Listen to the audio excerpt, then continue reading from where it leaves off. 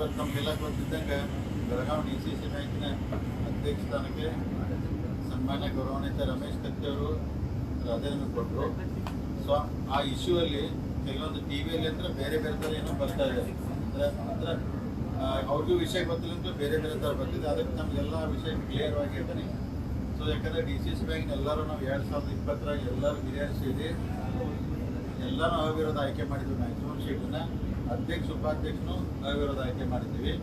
ಅದಕ್ಕೆ ಈಗ ಸುಮಾರು 4 ವರ್ಷ ಅಧ್ಯಕ್ಷರಾಗಿ ನಡೆಸ್ಕೊಂಡು ಬಂದು ಇನ್ನೂ 1 ವರ್ಷ ಇತ್ತು. ಅದಕ್ಕೆ ಎಲ್ಲರೂ ಕೂಡಿ ಅಂದ್ರೆ ಚರ್ಚೆ ಆಗಿ ಯಾಕಂದ್ರೆ ಏನೈತಿ. ಸೊ ಈಗ ಮೊದಲು 10 ತಾಲೂಕಿದೆ, 15 ತಾಲೂಕು ಅದು ಎಲ್ಲ ಕಡೆ ಸ್ವಲ್ಪ ಮೆಂಬರ್ಸು ಮತ್ತೊಂದು ಎಲ್ಲ ಸಮಸ್ಯೆಗಳು ನಿಮಗೆ ಸೂಕ್ಷ್ಮವಾಗಿ ಹೇಳಿನ ನಾನು. ಹೀಗಾಗಿ ಭಾಳ ಜನ ಡೈರೆಕ್ಟ್ಗಳು ಸಮಸ್ಯೆಗಳು ಬಂದು ಹಿಂಗಾಗಿ ಹಂಗೆ ಭಾಳ ದಿವಸದಿಂದ ಸ್ವಲ್ಪ ಭಿನ್ನಾಭಿಪ್ರಾಯ ನಡೆದಿರ್ತದೆ. ಕಡೆಗೆ ಎಲ್ಲರೂ ಬಂದು ಡೈರೆಕ್ಟ್ರು ಅದಕ್ಕೆ 1 ವರ್ಷ ಉಳ್ದೈತಿ, ಇನ್ನೊಬ್ಬರನ್ನ ಯಾರು ಅಧ್ಯಕ್ಷ ಮಾಡಿರಿ ಅಂದ್ರೆ ಅಂತೇಳಿ ಎಲ್ಲರೂ ರಿಕ್ವೆಸ್ಟ್ ಮಾಡಿ.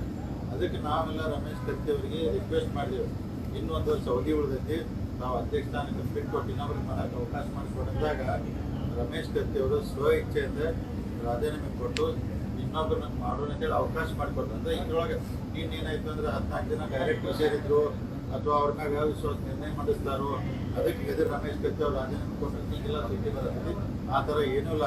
ರಮೇಶ್ ಕತ್ತಿ ಅವ್ರಿಗೆ ಎದುರು ರಾಜೀನಾಮೆ ಕೊಟ್ಟರೆ ಸ್ವ ಇಚ್ಛೆಯಿಂದ ಪ್ರೀತಿಯಿಂದ ಎಲ್ಲರಿಗೂ ಹಿರಿಯರಿಗೆ ಡೈರೆಕ್ಟ್ರಿಗೆ ಗೌರವ ಕೊಟ್ಟು ರಾಜೀನಾಮೆ ಕೊಟ್ಟರು ಅವ್ರು. ಒಂದನೇ ವಿಷಯ ಇದು ನಂತರ ನಮ್ಮ ಗಮನಕ್ಕೆ ಮಾಧ್ಯಮ ಮುಖಾಂತರ ಜಿಲ್ಲೆ ಜನತೆ ಗಮನಕ್ಕೂ ತರ್ತೀನಿ ಈಗ. ಸೊ ಈಗ ಅವ್ರು ರಾಜೀನಾಮೆ ಕೊಟ್ಟ ನಂತರ ಸೊ ಈಗ ಅಂದ್ರೆ ಈ ಸ್ಥಾನ ಅಧ್ಯಕ್ಷ ಅಂದರೆ ಖಾಲಿ ಐತಿ.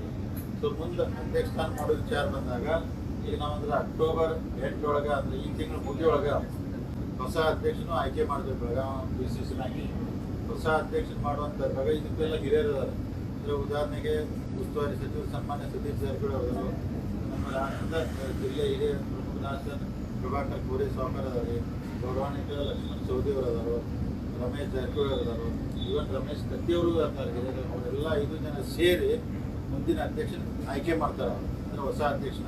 ಅದಕ್ಕೆ ನಮ್ಮ DCC ಬ್ಯಾಂಕ್ ಇದ್ದಂಗೆ ಇಡೀ ರಾಜ್ಯದಲ್ಲೇ ನಂಬರ್ 1 ಸ್ಥಾನದಲ್ಲಿದ್ದು ಹೋದ ಸಲ ರಮೇಶ್ ಕತ್ತಿ ಅವರ ಅಧ್ಯಕ್ಷದಲ್ಲಿ 30 ಕೋಟಿ ಲಾಭ ಮಾಡಿದ್ದು ಬ್ಯಾಂಕ್ ಲಾಸ್ ಇಲ್ಲ ಏನೆಲ್ಲ ಚೆನ್ನಾಗಿ ನಡ್ಸ್ಕೊಂಬಂದರು. 30 ಕೋಟಿ ಲಾಭ ಆಗೈತಿ.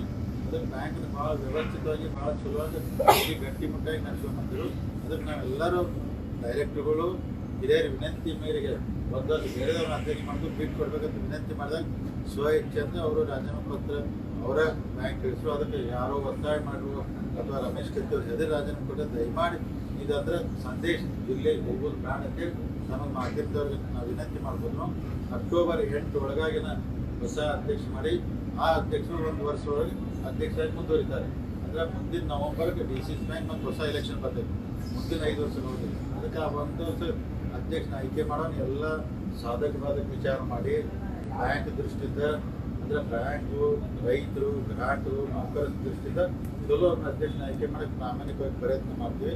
ಅಂದರೆ ಇದು ರಾಜಕೀಯ ಏನಿಲ್ಲ. ನಾವೆಲ್ಲರೂ ಇಲ್ಲಿ 14 ಜನ ಅಂದರೆ ನಮ್ಮ ಮಾಮೂಲಿಯವರ ಅವ್ರು ಬಂದಿಲ್ಲ, ಅವ್ರು ಬಿಟ್ಟು 14 ಜನ, ಇನ್ನು ಉಳಿದ 3 ಜನ 17 ಜನ ಅಪೇಕ್ಷ ಬ್ಯಾಂಕ್ ಸೇರಿ 17 ಜನ ಬೋರ್ಡ್ ಆಫ್ ಡೈರೆಕ್ಟರ್ ಎಲ್ಲರೂ ಒಕ್ಕಟ್ಟಾಗಿ ಒಂದಾಗಿ ನಾವು ಕೆಲಸ ಮಾಡಾಕತ್ತೀವಿ.